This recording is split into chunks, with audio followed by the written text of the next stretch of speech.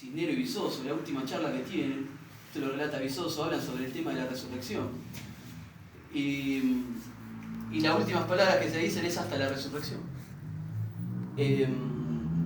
Vizoso, lo que ocurrió con Vizoso, por ejemplo, es un milagro. Él cae porque estaba espalda con el sargento Cisnero. Al sargento le tienen que lanzar un proyectil de un lanzamisiles, porque si no no podían parar su ametralladora a la mano. Entonces explota la ametralladora con el sargento Cisnero, y detrás, estaba Vizoso que cae herido, y a Vizoso le meten un tiro por acá, que le pasa por la clavícula y le sale por atrás. Y esa bala le queda clavada en una cuenta del Rosario.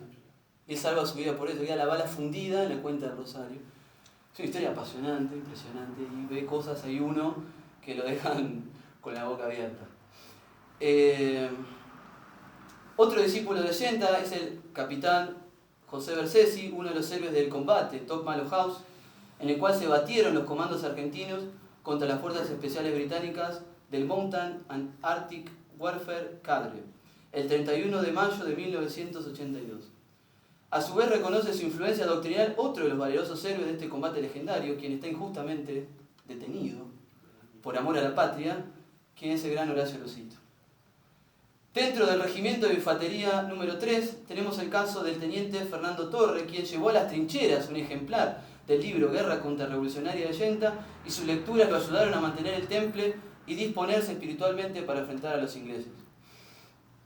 Otro discípulo de Yenta dentro del mismo regimiento de infantería 3 fue el teniente primero Víctor Hugo Rodríguez, le decían el Chuli, quien encabezó un contraataque en Weiler Reich en la noche del 13 al 14 de junio, quien nos brinda un excelente testimonio afirmando que había una doble formación en el colegio militar, una oficial, la que se daba en el colegio, de fuerte impronta liberal, y otra clandestina que se daba en los túneles, en los suelos del colegio, donde se impartía la doctrina nacional y católica. Y ellos decían que ahí leían las obras de Sacheri, las obras de Yenta, obras de autores también contrarrevolucionarios, y se quejaban de que no se le formaba en el colegio militar en valores religiosos, de amor a la patria, en el sentido nacionalista y católico, sino que veían una deficiencia ahí.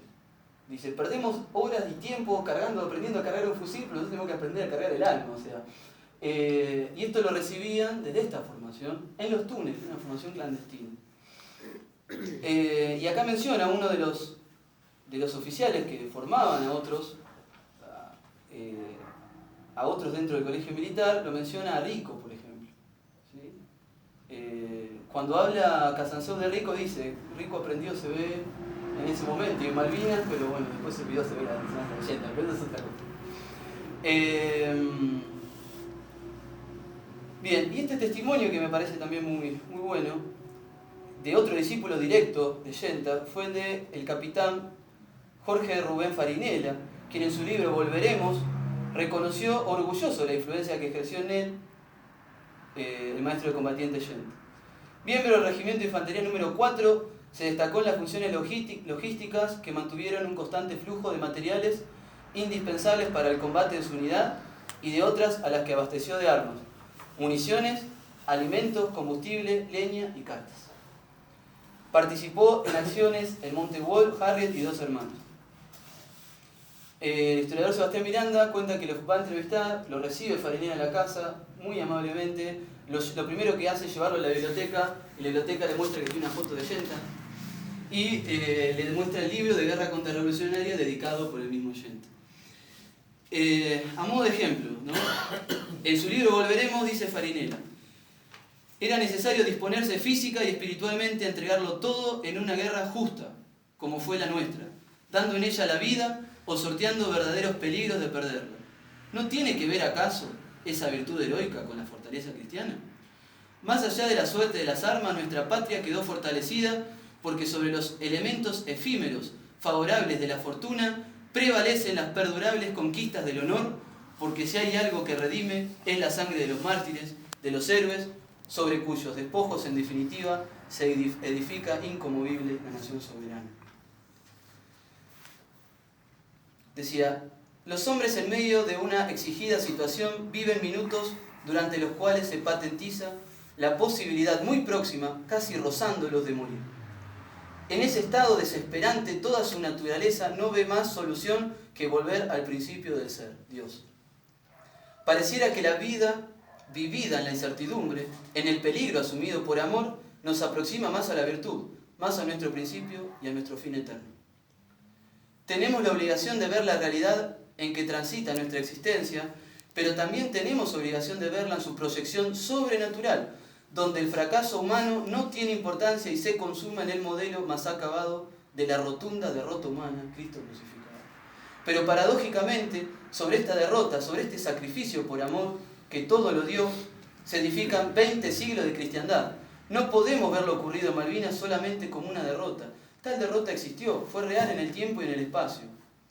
Pero también fue real y de un valor infinitamente superior el sentido moral de la epopeya argentina.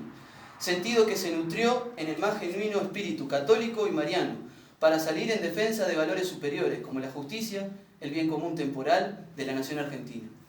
Sentido que nos dio a los combatientes la convicción de que la sangre que vertíamos y la vida que nos jugábamos eran la cuota de dolor necesario para participar en la obra del Calvario y acercarnos más purificados a la majestad de Dios.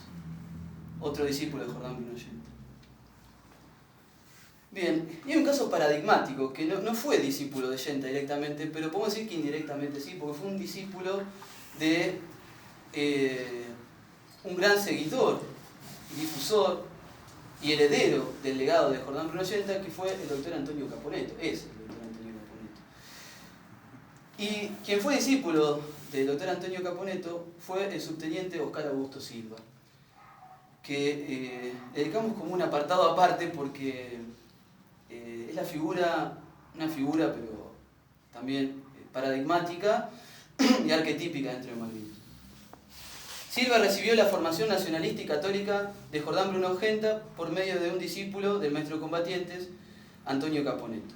Silva fue integrante del Regimiento de Infantería 4, combatió en el Monte Dos Hermanas, se replegó para unirse a los infantes de marina del Batallón de Infantería de Marina número 5 en Monte Tumbledown. Pidió ser puesto en el lugar donde se combatía más duro y allí, luego de permitir el repliegue de sus compañeros, cayó combatiendo heroicamente. Vamos a relatar, hay un libro muy interesante, se llama Argentina tiene héroes, que relata estos últimos momentos de vida de Silva, y quiero compartirlo, bastante conmovedor, y dice lo siguiente: allá abajo en la bruma, alguien grita mientras muere. De pronto el oficial se queda sin balas, mira en derredor, uno de sus soldados yace sin vida a su lado. Tomó su fal y sigue disparando hasta agotar las municiones. A su alrededor hay hombres, y los infantes de marina van cayendo uno a uno. Se está quedando solo. Las sombras enemigas crecen.